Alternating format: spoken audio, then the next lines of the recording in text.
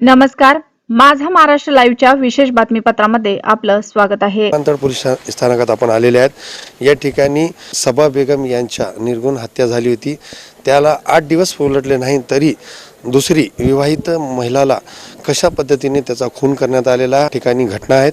आपल्यासोबत ज्या मयत मुली आहेत, विवाहित मयत मुली, त्याची आई आहेत, त्यांच्याशी आपण विचारणार आहे की हा घटना कशाबद्दल झाली होती. आणि जी क्या नाम था आपके बच्चे का? दीपा। जी क्या हुआ था? अब हुआ था तो बताती नहीं थी, धाक रब में रखता था, मारपीट करता था, पैसे मांगता था। 2 डिलीवरी करी मैंने उसकी पहले, और अभी डिलीवरी सीजर की, उसको 25,000 का खर्चा था, 10,000 भेजी। तो ये रखता था वो चक्कू हाथ में, और सब टॉर्चर करते थे। वो धाक से बताती थी घर में कुछ, भाभी को बताती थी, मेरे को बोलती माँ हार्ट पेशेंट है तो माँ को कुछ हो जाएगा, तो नहीं बोलती थी कुछ। शादी कब हुई थी? 2016 में। तो बच्चे कितने थे उसमें? एक पहले 7 महीने का बच्चा मर के हमारे घर को करी थी डिलीवरी। नहीं, फिर एक लड़की भी मेरे घर को डिलीवरी करी 5 महीने की, और 1 महीने का बच्चा। तो ये रिश्तेदार में है। आप कहाँ से रहते हैं? हम पड़तवाड़ा अमरावती के हैं रहने वाले। जी। और बच्चे कहाँ दिए थे? नादेड़। तो उसको टॉर्चर था, उन्हें कभी ये नहीं बोलती थी कि मेरे को सता रहे कर रहे? इससे पहले कभी ऐसा मारपीट हुई थी? आई बहुत बार किया, लेकिन हम उसको बोलते थे बाबा लोग जादू दुनिया का मेरे को करनी कर दी, निब्बू आ रहे मेरे घर पे, तू लाती बाबा लोगों से, तेरी माँ, तू। हमको 5 साल से उसने घर में नहीं आने दिया, तीनों भाइयों को नहीं, मेरे को नहीं, भाभी को नहीं। सिर्फ वो आती थी, वो अमरावती को छोड़ रेल से आती थी, अपनी तिरुपति बालाजी से बिठाल देता था, मेरे बच्चे लेके आते थे उसको अमरावती से। तुम्हारा कांटेक्ट होता था क्या बच्ची से? फोन हाँ हाँ, वो बात करती थी कि माँ मैं क्या करूँगी, भाभी है 2 घर में, मेरे को वो टॉर्चर करता, वो दोनों भाई उसके, भाभियाँ, घरेलू मैटर ऐसा। कितने लोग रहते थे साथ में बच्ची के? बच्ची के साथ में पहले पूरे रहते थे। हम 5 साल से आई नहीं, वो आने नहीं देता था, हमको बोलता था कि तुमने पाँव नहीं रखना, करनी को टाल का, ये जादू मंतर का बोलता था बाई को। अभी जब घर में बच्ची के ये हुई है, हाँ। तो कैसा क्या करें? पड़ोसी ने बताया फोन करके लड़की को, क्या बताया? क्या बाई गिर गई है बाथरूम में और डेथ हो गई, तुम्हारी लड़की चली गई। 2-2:30 बजे रात।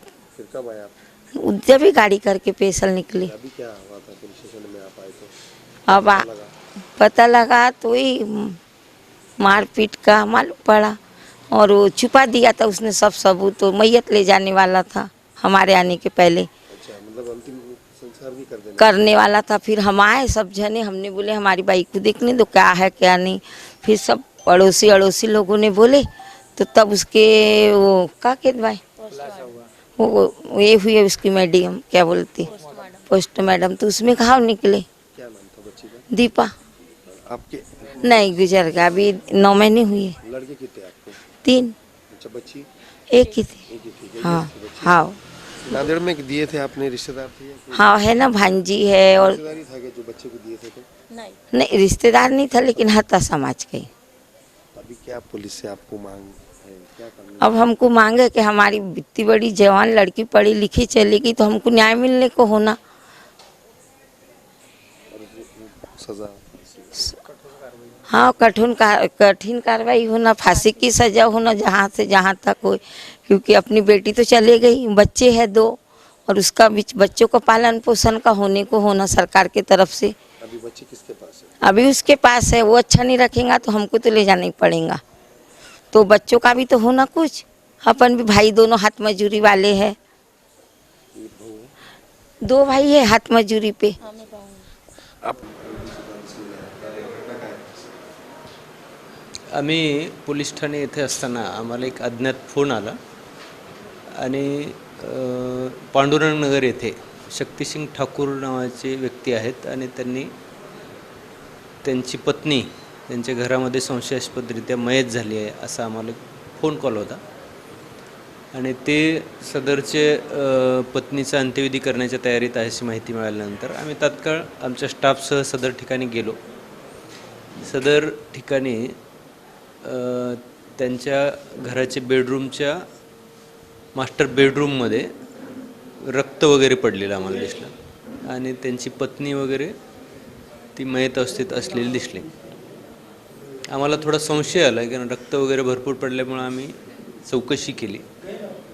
आमच्या टेक्निकद्वारे आम्ही माहिती काढली असता सदर इसम शक्तिसिंग ठाकूर याने त्याची पत्नी नामे दीपा ठाकूर यास हिस बाथरूमचे ग्रेनाईटवर डोके आपटून मारले असल्याचे तो कबूल झालेला आहे आणि पुढील कायदेशीर कारवाई आमची चालू आहे सध्या तक्रार देण्याची. एकच आहे सध्या.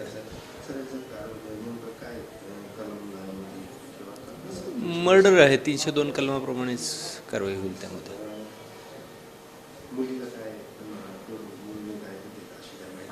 सदर इस्माचे हे दुसरे लग्न होते. त्यास पहिल्या लग्नाचा एक मुलगा आहे. पहिली पत्नी तिने डिवोर्स घेतलेला आहे आणि ह्या पत्नीपासून त्यास एक मुलगी आणि एक छोटं मुलगा आहे. माझ्या माहितीप्रमाणे 1-1.5 महिन्याचा मुलगा आहे.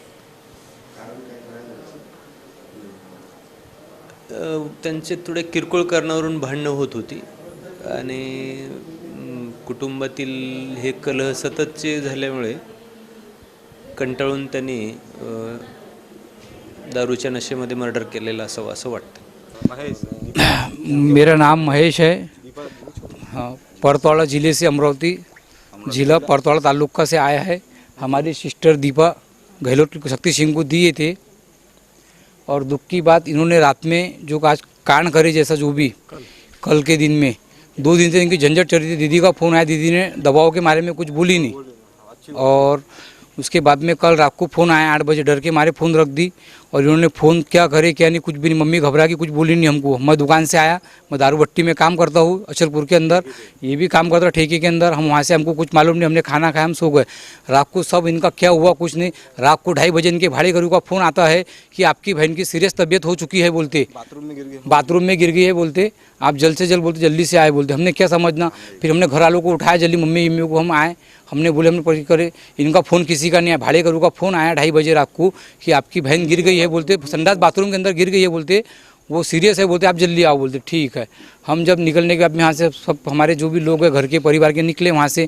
आने के बाद में यहाँ पहुँचे, फिर हमने रिपोर्ट दिए थाने में. रिपोर्ट लिए नहीं मतलब ठीक है. फिर वहाँ से पोस्टमार्टम को बावड़ी लेके गए. बाद में सब जब देखने के बाद मालूम पड़ा कि गिरने से बोलते लड़की बोलते गुजर गई है बोलते, इन्होंने जैसा बोले. जब बाद में दवाखाने को पोस्टमार्टम लेके गए तो बड़े बड़े घाव, सर पे 4 घाव है. आप फोटो में देख सकते हैं, मोबाइल में सर ने देखे हैं, इतने बड़े बड़े घाव है. यहाँ से यहाँ से यहाँ से यहाँ से और हाथ में घाव है, कंबर में घाव है. अब ये गिरने के बाद में ऐसे कैसे घाव लग गए. छोटा बच्चा है, 1 महीने का बच्चा मासूम. इनको ये शर्म नहीं है. 1 महीने का बच्चा, पेट में से सीजर हुआ बच्चा, ऐसा मारना था इन्होंने. हमको बोलना था, हम आते थे कुछ फैसला अगर नहीं पालना होता तो हम लेके आते हमारी बहन को खुशी से. हाँ, ये ऐसे काम थर्ड क्लास करके तुम हिंदू के नाम पे कल हमको बात बड़ी बड़ी करते हमारा राजकारण. और ये भी बोले उन्होंने कि पैसे डालने के बाद भी घड़ी ने पैसे भेजा, 30,000 रुपये 10,000 भेजा, फिर भी क्या बोलता और भेजो पैसे. टॉर्चर कर रहे घड़ी घड़ी. तेरे भाई कोई काम के नहीं, पैसे नहीं बेचते. हमने के पैसे के लिए शादी करी के तुमको लड़की दे के मुझे गुनाह करे. हमने लड़की बेचे के आपको. हाँ, लड़की देने के बाद हमने लड़की बेच दी है.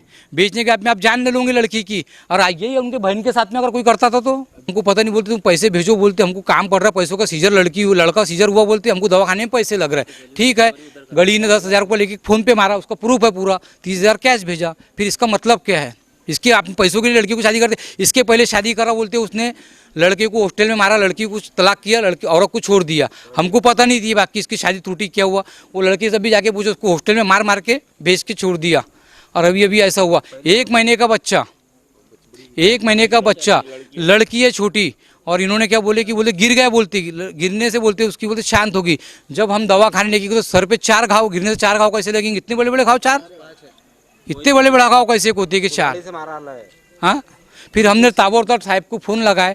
हमने बोला हमको पोस्टमार्टम करने बावड़ी लेके जाना है कि हम वैसी गाड़ी अंतिम संस्कार करेंगे नहीं. हमको बावड़ी थाने में जो भी जो करेंगे कानून कायदा वो बरोबर करेंगी. हमको उससे कोई मतलब नहीं है. हम 20-25 जने हैं। हाँ, ये 3 जने, तीनों भाइयों ने मिलके करी है। रात को आए, पूरे मोहल्ले को मालूम है, पूरे मोहल्ले के सही लोग, आप पूरे मोहल्ला बोलेंगे कि हमारी बहन कैसी थी। हम अगर झूठ बोल रहे होंगे तो आप पूरे मोहल्ले से पूछो हमारी बहन कैसी थी। पूछो, तुम भाइयों से पूछो कि पूजा पाठ के अंदर हमारी बहन अगर गलत होंगी तो हम ऐसे छोड़ के चले जाएंगे, सब कुछ भी नहीं बोलेंगे। 1% की गवाही देंगे। हमारी बहन के बारे में रिकॉर्ड पूछो, वो अगर गलत होंगी तो इनकी चप्पल की पूरी सर की चप्पल मैं खाऊंगा आज।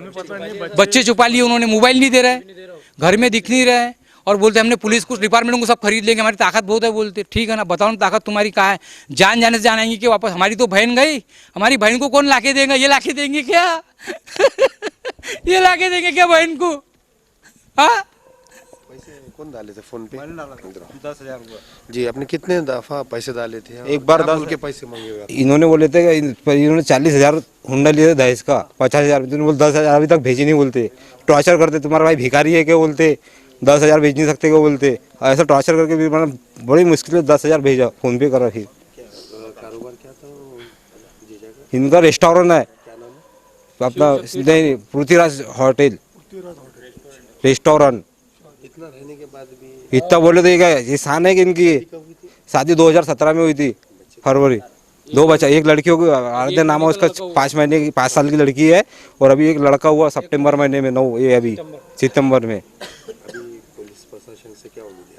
हम पूरा हमको चाहिए सर, उनको फांसी की सजा होना। तीनों भाइयों को ना, उनको तीनों भाइयों ने मारे हो। क्योंकि आज लड़की जगह लग जग जगह बोल रहा है, ऐसा करे मोदी खुद नंदू, ये आज एक अगर कुत्ती जनता गोविंदा और प्रीत अपना शिव शक्ति गहलोत। इससे पहले कभी ऐसा मारपीट वगैरह हुआ है, दीदी बताते थे नहीं। खुद पे बोझ रख के संभाली उसका। हाँ, डर मम्मी के वजह डरती थी, मम्मी का हाथ में हार्ड है तो मम्मी को बोलती थी नहीं हो तो मम्मी को कुछ होना जाए। पापा भी खत्म हो गए हमारे। पापा फॉरेस्ट में थे। कितने भाई हैं? 3 भाई है हम, बहन कितने? एक ही बहन, एक लौती, एक सबसे बड़ी बहन है घर में। अब इसके जिम्मेदार कौन क्या है? पैसे कितने मतलब दिए आप आज तक अभी? पहले तो उसको अपना 2016 में 40,000 रुपये दिए थे, उसमें के 10,000 भी भेजे, बाकी वो बेचते नहीं क्या बोलते, अपना भिखारी है क्या, ऐसे वही बात करता था साला। पैसे के लिए डिमांड रहती और बड़ी बड़ी बातें करता था। और ये बोलता था अभी जब लड़का हुआ ना तो बोलते तेरे मायके के जैसा, अपना तेरे ससुराल तुम्हारे भाइयों के जैसा लड़का हुआ बोलते। ये भी टॉर्चर करो उनने। शादी होने के बाद ऐसा पैसों की मांग कितनी मर्तबा किए थे? 4 से 5 बार बोलता था। जब तेरे आपसे 2 लाख रुपए लेके आ, तो रिटायर हुए थे जब पापा फॉरेस्ट में थे ना, तो 2 लाख रुपये मांग बोलते, मेरे को प्लाट लेना, कुछ लेना बोलता, ऐसा बोला तो उनने। तब पापा रिटायरमेंट हुए थे, पापा के पैसे मिले थे, तो डेट होगी उनके जैसा। शादी के टाइम में कुछ रकम दिए थे कि बाकी थी कुछ देने की? नहीं ठहराए थे गुंडा? नहीं, वो 50,000 हुंडा ठहराया तो उसमें से 10,000 भी दे दिए हमने, 40,000 भी दिए थे जब क्या। वो 10,000 तभी मारो। जिंदा ही नहीं है ना भैया, हुंडा पद्धत कैसी कर? ननद थी ना? हाँ, मुझे बताते थे। मैं भाभी हूँ। वो बताती थी ये टॉर्चर करते हैं, बेल्ट से मारते हैं। मैंने उनको बोला भी था आप कंप्लेंट कर दो, हम सपोर्ट करेंगे। तो बोले नहीं, बोले वो सुधर जाएगा, बोले नहीं तो फिर मुझे रखेगा नहीं, बोले अगर मैं आ जाऊँगी तो। बोले तो हाँ, हमेशा से। हाँ, कभी पैसों की डिमांड करना, इतना पैसे वाला होने के बाद भी पैसों की डिमांड करना, टॉर्चर करना। तेरे माँ बाप भिखारी हैं, तेरे को लेके नहीं जाते, तेरे भाई भिखारी हैं, पैसा नहीं है, ऐसा बोलता था। कभी पैसे वगैरह डाले? दिए कैसे देते थे? फ़ोन पे दिए, 10,000 अभी दिए। 18 जुलाई को 10,000 रुपये ट्रांसफ़र किए थे फ़ोन पे। तब भी मांगते थे? हाँ, मांगा उन्होंने। इससे पहले ऐसा मारपीट करता था? हाँ, करता रहता था। हाँ, ड्रिंक करता है, मारता भी था। आपने कभी आपके सास को बताया? हाँ, मैंने एक बताया था, मैंने मेरी सास को बताया तो मेरी सास ने बोला बेटा तू आ जा, हम रख लेंगे तेरे को, तेरे बच्चे को भी लेकर आया। तो उन्होंने बोला कि नहीं मम्मा मैं आती नहीं, मैं यहीं पर रहूँगी, वो सुधर जाएगा, थोड़ा टाइम दूंगी तो सुधर जाएगा, सबके बीच में होता है फैमिली मैटर। उन्होंने ये बोला था। तो आपने सोचे थे क्या कि इतना बड़ा नहीं, ये कभी नहीं सोचा था। अगर सोचा होता तो लेके चले जाते थे। आपको क्या लगता है कि जो घटना हुई ऐसा दूसरों के साथ नहीं होना? नहीं होना चाहिए, बिल्कुल भी नहीं होना चाहिए। और मैं सभी को यही बोलूँगी कि आज की कंडीशन की लड़कियां हैं, खुद सेल्फ डिफेंस है, सब अपना अपना सब अपने बारे में सोचे, माँ बाप फैमिली के बारे में बिल्कुल ना सोचे, अपना फैसला खुद करे, दूसरों पे बिल्कुल ना सोचे कि हम जाएंगे तो अपने माँ बाप पे बोझ हैं, ऐसा बिल्कुल ना करे। अगर दीदी कुछ सोचती तो आज ऐसा नहीं होता था। उन्होंने सब बर्दाश्त किया, सहन करा, माँ बाप के पीछे कि लोग क्या बोलेंगे, ये गलत है।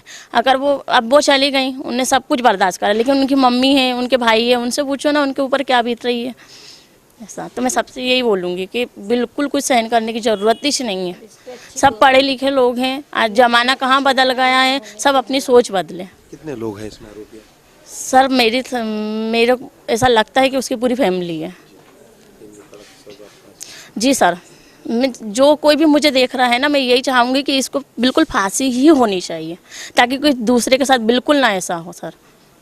ये सब बाज़म का खास करके जो है हुंडे के लिए हर चीज़ के लिए सर, हर- सताया जा रहा बच्चियों को, और बच्चे खुद के रहते हैं कि बोझ है माँ बाप पर बोल हाँ, के ये मतलब ये लड़कियाँ, हाँ ये अपनी थिंकिंग है ना, ये गलत सोचती हैं लड़कियाँ।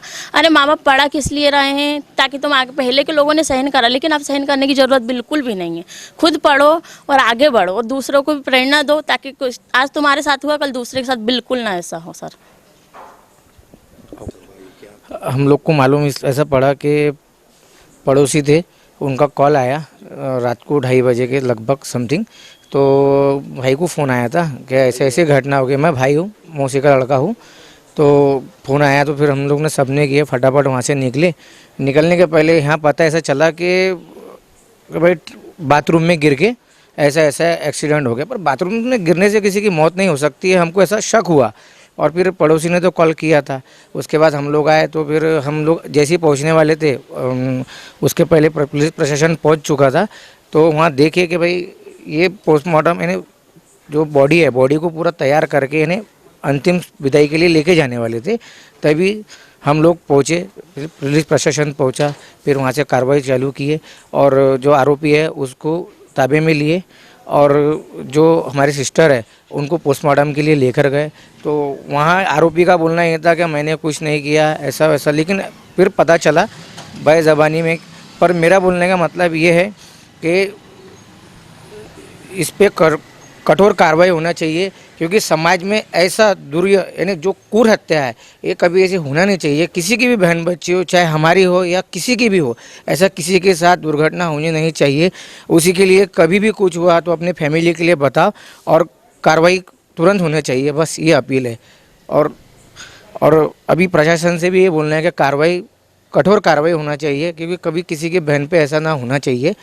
और बहुत बेकार दुर्घटना हुई है जो आज हुई है हमारे परिवार के बीच, बहुत बेकार। हमको न्याय चाहिए। हा लिंगे ना होऊन या ठिकाणी आपण पाहिलेले आहे की नांदेडमध्ये हा 8 दिवसामध्ये दुसरी घटना आहे। ज्या पद्धतीने इतवारा पोलीस स्थानकात सबा बेगम यांचा 6 लोकांनी सासरवाडीकडून 6 लोकांनी निर्गुण हत्या केली, त्याचे 8 दिवस उलटले नाही तरी आज हा दीपा नावाची मुलीचा हा खून करण्यात आलेला आहे। विमानतळ हद्दीतील हा घटना आहे।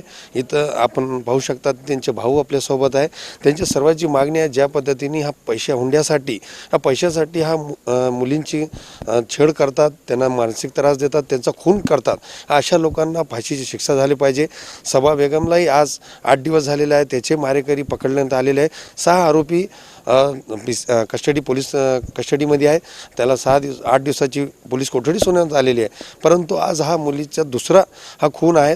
त्याला एक 5 वर्षाची मुलगी आहे आणि 1 महिन्याचा मुलगा आहे। नारा आहे बेटी बचाओ बेटी पढाओ, हा नाराचा उलटा होत आहे। अशा पद्धतीने लोकांनी बी आपल्या जे शेजारी आहेत त्यांना सुद्धा पुढाकार घेऊन अशा मृत्यूला थांबवण्याची गरज आहे। नांदेडहून मी शेख आहे, या माझा महाराष्ट्र। अशाच नवनवीन बातम्यांसाठी पाहत रहा माझा महाराष्ट्र लाईव्ह।